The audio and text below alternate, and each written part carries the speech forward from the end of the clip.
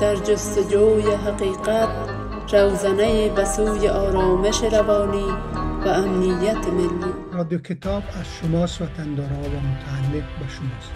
بدون تعلق خاطر به هیچ ایدئولوژی، جناح یا قوم یا مذهب، میخواهد به نفع افغانستان، سرزمین افغانستان و مردم افغانستان کار کند. به می دلیل میخواهد زوایای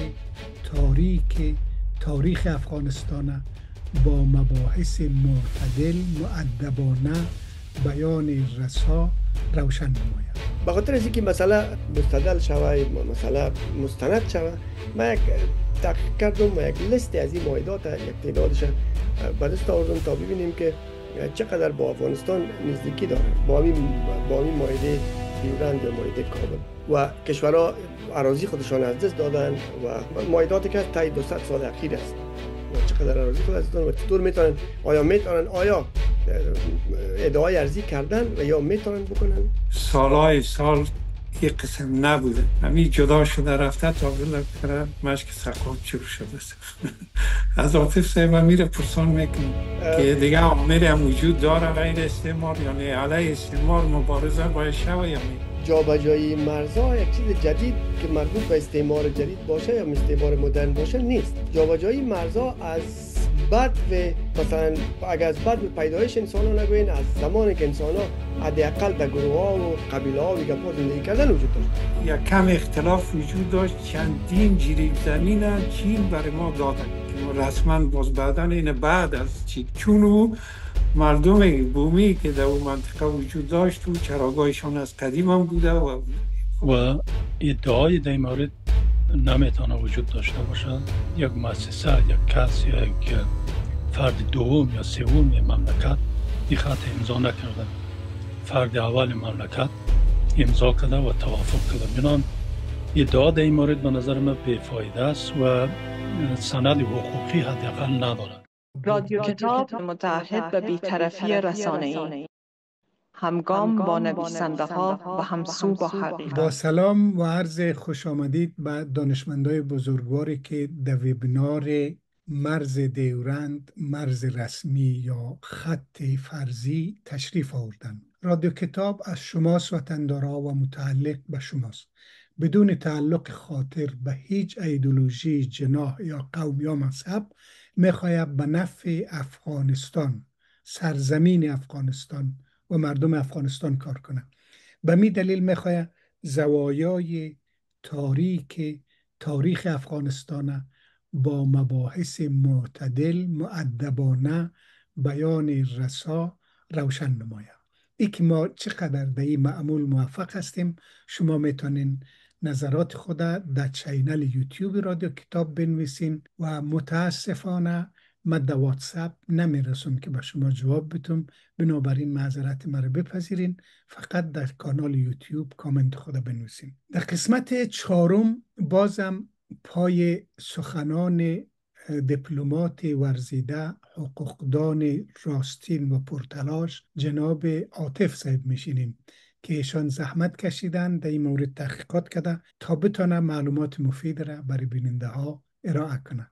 عاطف صاحب محترم، مایک در خدمت شماست. جناب موسوی صاحب، سلام خدمت شما، خدمت بزرگوارای حاضر در برنامه و کسایی که بعد این برنامه رو میبینن. امیدوار هستم همگی جور و سرحال باشیم. قسمت 3 از این برنامه صحبت کردیم.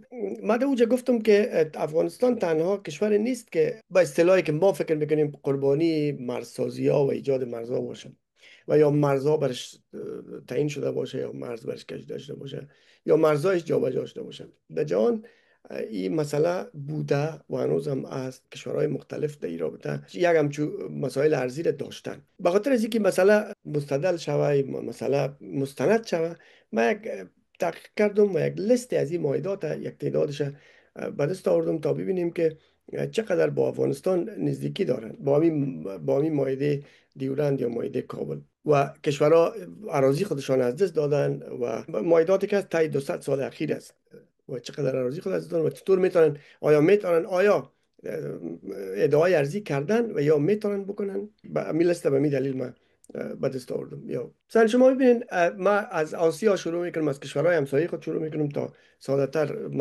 تر شود. ما میریم به کشور ایران، مایده گلستان، مایده ترکمنچای. مایده گلستان 1813 است، مایده ترکمنچای 1828 است.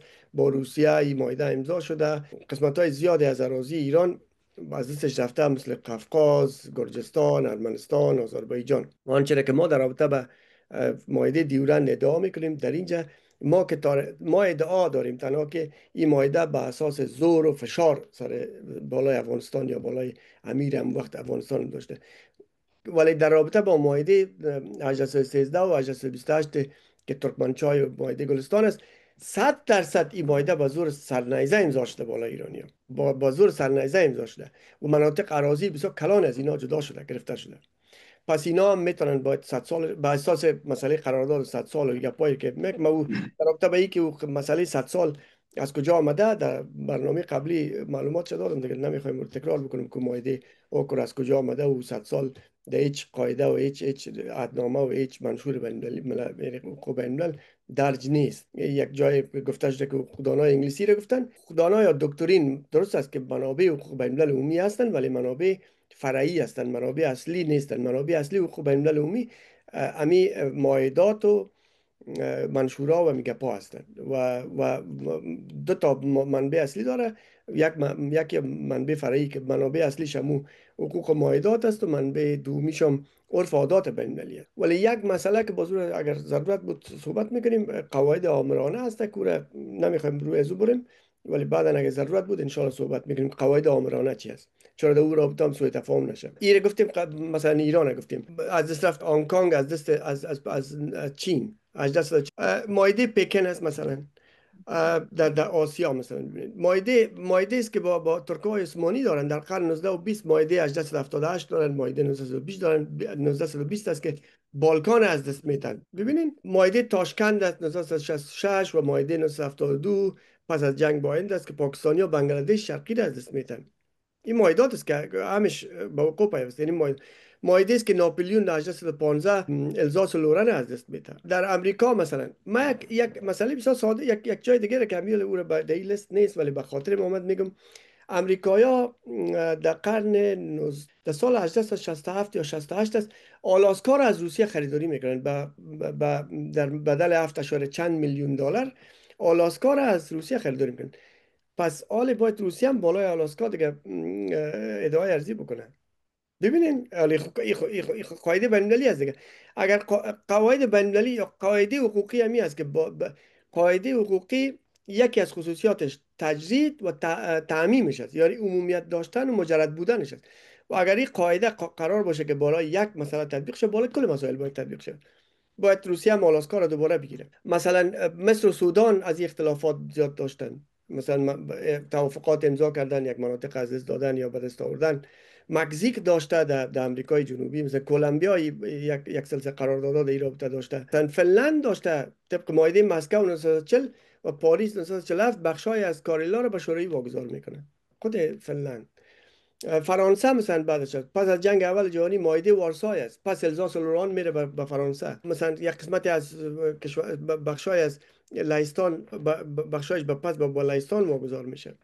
مثلا یک مسئله دیگر که ما در رابطه با بلژیم به شما در برنامه دیگر گفتم، مجلس سیاسی که بلژیم یک کشور است که در مجلس سیاسی ایجاد شده از یک قسمتی از جرمنی، یک قسمت هم از اتریش. پس باید که اتریش و جرمنی هم دوباره ادعای ارزی بکنن. من نمیگم که ادعای ارزی چیز درستی نیست، در صورتی که حق به جانب شما باشه شما میتونید ادعای ارزی بکنید. ولی ادعای ارزی کردن، اولا خب میگم ادعای ارزی اگر در همین شرایط ما بخوایم در جهان ادعای ارزی بکنیم، همونطور که اول گفتم باید مرزهای جهانی را جابجا بکنیم. یک دومی اصل مسئله را که حدیث هم در قسمت اول به او اشاره کردن، وقتی که ما در رابطه با خط دیورند ادعای ارزی میکنیم، آیا طرف مقابل به می ادعای ارزی با ما هست، طرف ما هست یا نیست؟ این بسیار مسئله عمده است. این شاید ما کمتر در نظر داشته باشیم، ولی این بسیار یک مسئله اساسی است که طرف مقابل با ما هست یا نه. در می ادعای ما به طرفداری از ما استاد میشه. یک مسئله دوم، وقتی که شما از لحاظ حقوقی میخواین که یک ادعای ارزی بکنین، خب لازم است که حمایت کشورهای تاثیرگذار منطقه و قدرت‌های بزرگ جهانی رو داشته باشین. شما همین لحظه فکر کنین که افغانستان ادعای ارزی بکنه، چند کشور میتونه حمایت چه بدست بیاره؟ ایران های حمایت میکنه؟ نمیکنه. اولا خود یک بخش، خود ایران به اساس همین یکی از سلسله معاهدات به ایران داده شده، از ایران گرفته شده به افغانستان داده شده. ایران از شما حمایت میکنه؟ نه خیر.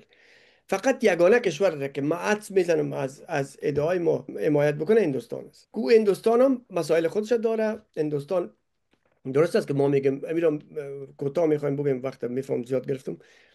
هندوستان درست است که به عنوان دوست افغانستان است، ولی هندوستان فقط دوست اونمو افغانایی است که در سر قدرت هستند.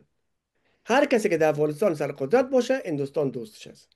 برای هندوستان این مطرح نیست که کی در افغانستان سرقدرت است. هر کسی که سرقدرت باشد دوستش است، اون امور کمک میکنه. امروز میبینین طالبان رو کمک میکنه، سفیرش پذیرفته، نمایندهش پذیرفته، کمک مالی میکنه، کمک مادی میکنه تا یک بازوی نیابتی داشته باشه در مقابل پاکستان. و یگانه کشور که شما شاید حمایت چه بس برین امی هندوستان است. حمایت روسیه رو شما باید ساردید، چون خود روسیه در این مسئله انوالو است. کریمیا را گرفته. مثلا امریکا همیشه در مقاطع مختلف طرف پاکستان در این قضیه گرفته. پس حمایت بین المللی هم نداریم. حمایت ملی هم آنچنانی که ما فکر میکنیم وجود نداره. نه حمایت ملی در این طرف مرز آنچنانی که ما فکر میکنیم وجود داره، نه در آن طرف مرز وجود داره. بنابراین به اساس چی من نمیفهم که چطور ما میتونیم ادعای ارزی بکنیم و چقدر پیروزی بر ما بار خواهد آورد. بسیار تشکر. این معاهداتی که از وطندارایی که میگه ما باید ایره پس بگیریم، شاید اینطور استدلال بکنه که ما چون یک طایفه هستیم به دو قسمت تقسیم شدیم، یک نژاد هستیم، نه تقسیماتی که در سایر مرزهای افغانستان شدم، نه مثلا ازبکای افغانستان از ازبکستان جدا شده، تاجیکایشان از تاجیکستان جدا شده و بعدش هم تقسیماتی که روسیه یا شوروی سابق با تسلطی در آسیای میانه داشت، بخارا و سمرقند که کاملا فارسی زبان بود به ازبکستان واگذار کرد. یعنی وقتی تاریخ کشورها رو ورق بزنیم هیچ کشوری بدون منازعه نیست. در یکی از برنامه ها می منطقه فرانسه را که به نام بوختو یاد میشه گفتم که چون یکی از جوانای بسیار با استعداد امیل و تبار ما در اونجا ساکن شده و قده فرانسوی ها کار میکنه، در اون جوانی برش رتبه جنرالی رو دادن. او قصه میکرد از امو مردم برش گفته که برای تغییر زبان چی شکنجه های شدن اونا تا انگلیسی رو فراموش کردن و فرانسوی رو سرشان تحمیل کرد. این همین تو یک چیز هست دیگه. متاسفانه که انجینر صاحب محسن و مارج صاحب نامده بود که اونا معلومات تاریخی زیاد داشت. احدی صاحب شما فرمایش دارن فکر میکنم. مهربانی صاحب. عاطف صاحب گفتن که افغانستان قربانی مرزها شده. عامل از این چیز البته استعمار است، معلوم دارد. من یک سوال از عاطف صاحب دارم. اگر به نقشه افغانستان نگاه کنیم آن رو به گونه شکل مشک ثقاب میبینه. چرا این گونه مشک ثقاب هر کس پشت میکنه ببره؟ این از عاطف صاحب سوال دارم. خب البته خب یک قسمتش خب استعمار بوده که کار کرده. حالا ما حق داریم ادعا بکنیم یعنی این مشک ثقاف که جور شده از افغانستان خود در طول سالهای سال یک قسم نبوده، همین جدا شده رفته تا بالاخره مشک ثقاف جور شده است. از عاطف صاحب میره پرسان میکنم که دیگه عامل هم وجود داره غیر استعمار، یعنی علیه استعمار مبارزه باید شوه یعنی. بسیار تشکر حدیث شما، سلامت باشید. بسیار یک سوال جالب بوده. با تصور نمی‌کردم یک همچین سوال شاید که ولی ما دو تا پیش از او که بگیم که چرا این مشک ثقاف بوده، قبل از اون میخوایم بگیم که جابجایی مرزها یک چیز جدید که مربوط به استعمار جدید باشه یا استعمار مدرن باشه نیست. جابجایی مرزها از بعد و مثلا اگر از بعد و پیدایش انسان ها نگوین، از زمانی که انسان ها حداقل در گروه ها و قبیله ها و گپا زندگی کردن وجود داشته، قلمرو وجود داشته، حمله میکردن، یزور میگرفتن و این مسئله جریان داشت. در عصر مدرن یک کمی متفاوت‌تر شد، یک جای میگرفتن بعدش در وجود مرزکشی میکردن و این گپا این مسئله شد. ولی که شما در رابطه به این که شکل افغانستان به یک شکل مشک ثقاب میمانه، این من میگم که هر کشور که شما ببینین یک شکل داره، به خاطر که کشورها به اساس شکل‌های هندسی معلومات این شکل‌های هندسی نامنظم است. ولی مثلا مثال ما شما میگم ایتالیا شکل یک موزه را داره، اگه شما ببینید شکل یک موزه سوارکاری را داره. کشورهای دیگه هم هستن که اشکال مختلف دارن، با اشکال مختلف معلوم میشن. ما گمان نمی کنم که یک عمدن یک همچون کار صورت گرفته باشه که یک شکل به این شکل ساخته باشن. یک چیز تصادفی است. چون شما وقتی که قلم هم بگیرین چشمتان پتان بکنین در ورق یک چیز رسم بکنین یک شکل ازش ایجاد میشه بدون از اینکه شما خواسته باشین، یک شکل ایجاد میکنین. من فکر میکنم که این اشکال هم به مو دلیل باشه، کدام دلیل خاص نخواد داشته باشه. شاید ما البته فکر میکنم تصور من نیست. امی یک استاد داشتیم راقب نام داشت. اینا دمی هیئت تعیین مرزا در زمان داوود بودن. باز خود از او قصه کرد، گفته یک قسمت که چندین جیری برازی است. البته در دیگه قسمت مرزا خب شما اختلاف زیاد داریم، اما در اونجا یک کم اختلاف وجود داشت. چندین جیری زمین چین برای ما داده که ما رسما باز بعدا این بعد از چین، چون او مردم بومی که در اون منطقه وجود داشت و چراگاهشان از قدیم هم بوده و خبی یک مسئله سال ما در سر یک کو به خاطر یک آب در مرز ترخم مونا چقدر مشکلات داریم و آمدیم یک کو را دادیم و راکم کردیم. همین فرموده شما صحیح است، اما که این کارها را استعمار کرده بود و حالا که استعمار جدید، اما فرموده شما خب شکلهای دیگه است و اگر روسیه پیروز میشد در افغانستان 100% ما در بر هند را پیدا میکردیم. خب متاسفانه اونو تو مشکلات آمد و از یک لحاظ ما میگم اگرچه که ما مجاهد بودیم جنگ کردیم علیه اینا، اما از لحاظ مردی امی مسئله واقعا مسئله وجود داره. خواهش میکنم. بسیار تشکر.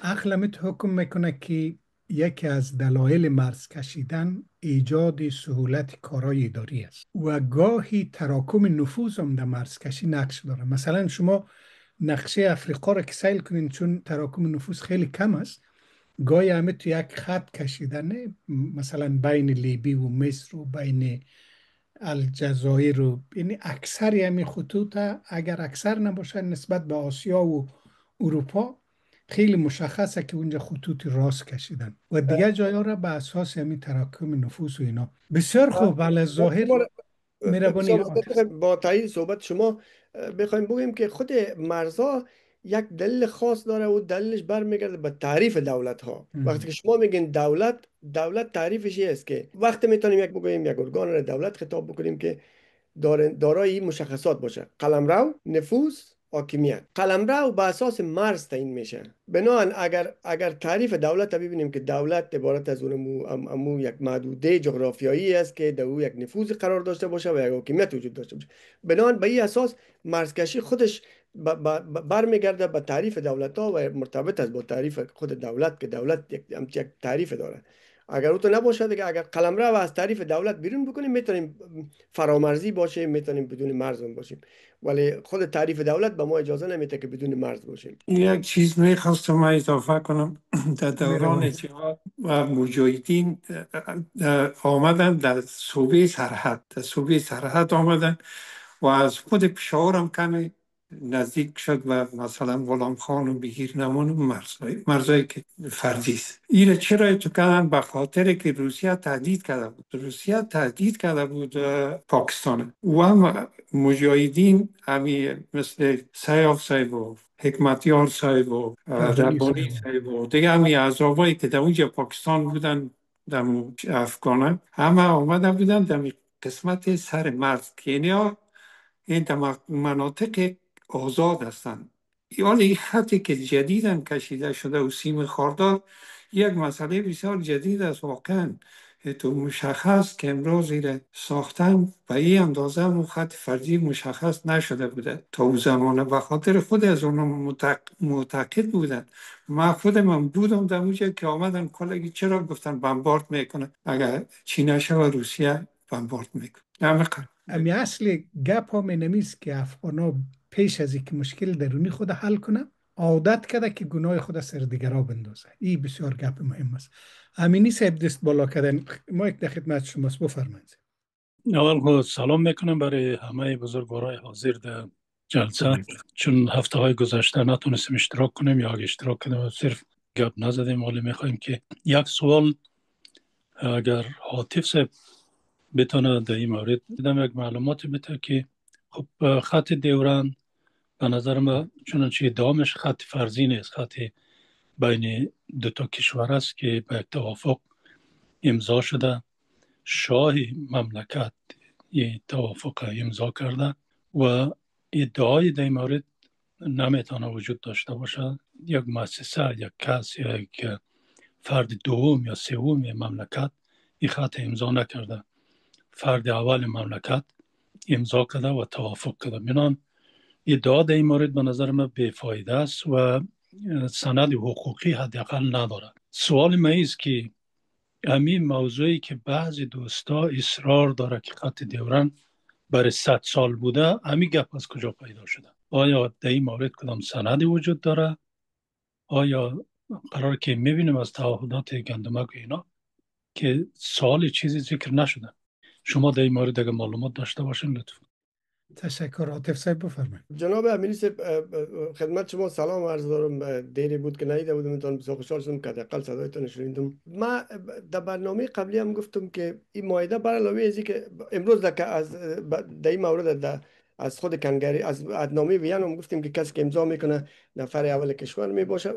جالبش این است که این تنها از جانب امیر عبدالرحمن خان امضا نشده، این امیر عبدالرحمن خان این امضا کرده. خوب درست. بعدش امیر حبیب الله خان را تایید کرده.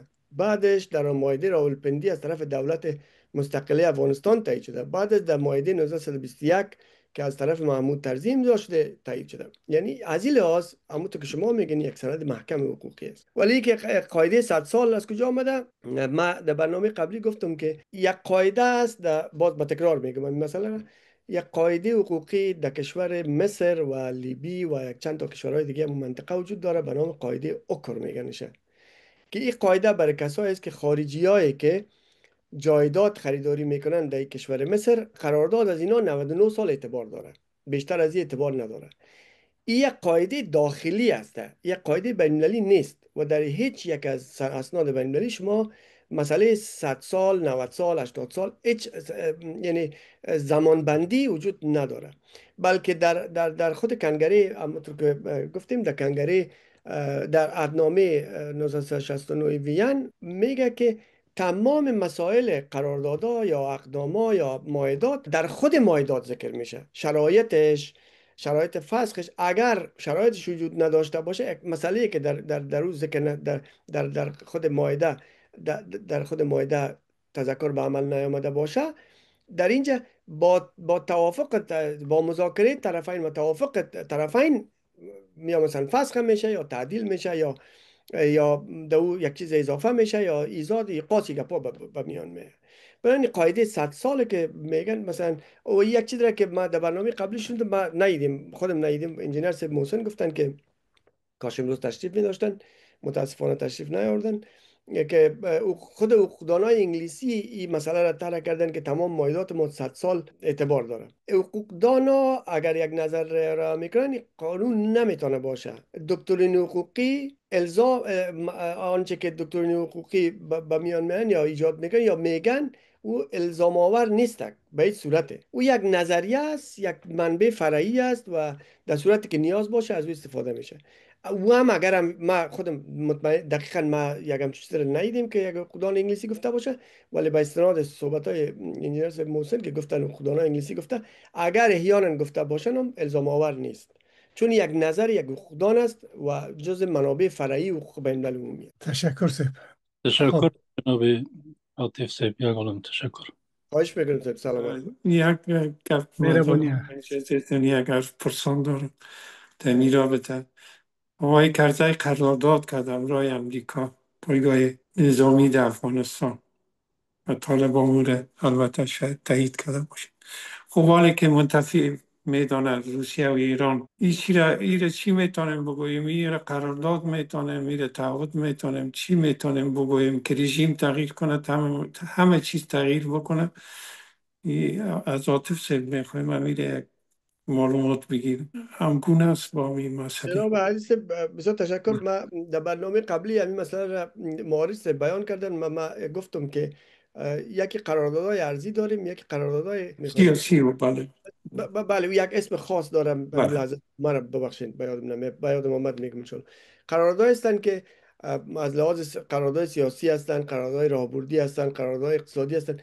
اینا فسخ از این قراردادها، اولا خود این قراردادها هم یا این مایدات هم در خود همون مایدات ذکر میشه شرایط فسخش، ولی این قراردادها در صورت عدم رعایت مواد قرارداد اتوماتیکلی میتونه از یک طرف و یک جانبه فسخ شود.